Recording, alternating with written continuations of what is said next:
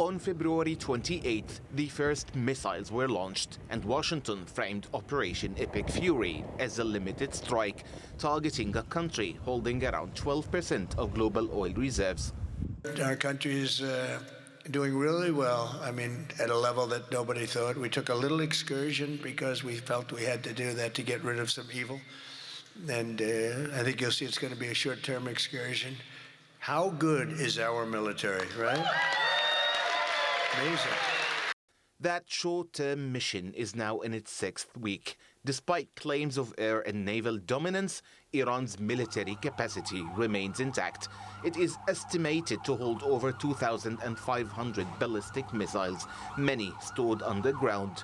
Militarily, as far as I'm concerned, we've essentially defeated Iran. I guess they can have a little bit of fight back, but not much. Not much. We've taken out their air forces, we've taken out their navy, we've taken out their air defense, and there's no air defense whatsoever. We've taken out their leadership times 2 or 3, might be 3, find out soon.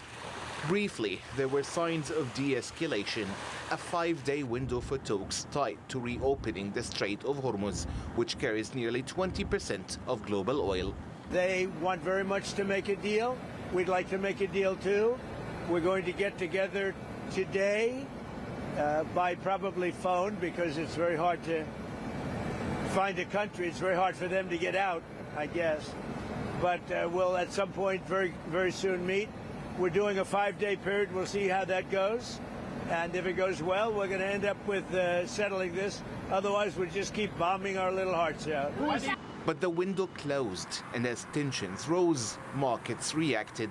Brent crude climbed past $110 a barrel, turning a limited strike into a global shock. Now the messaging has shifted again, from containment to expansion. We're negotiating with them right now. They've been, again, we have had regime change. Now, regime change was not one of the things I had as a goal. I had one goal. They will have no nuclear weapon. And that goal has been attained.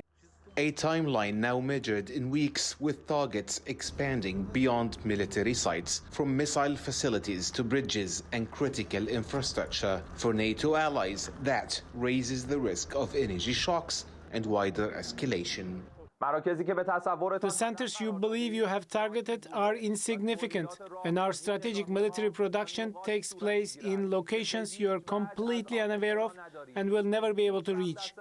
As the war enters a new phase, the question is no longer just military, but strategic clarity, because in a conflict where objectives keep shifting, uncertainty itself becomes the risk. Nizar, Sadawi, TRT World.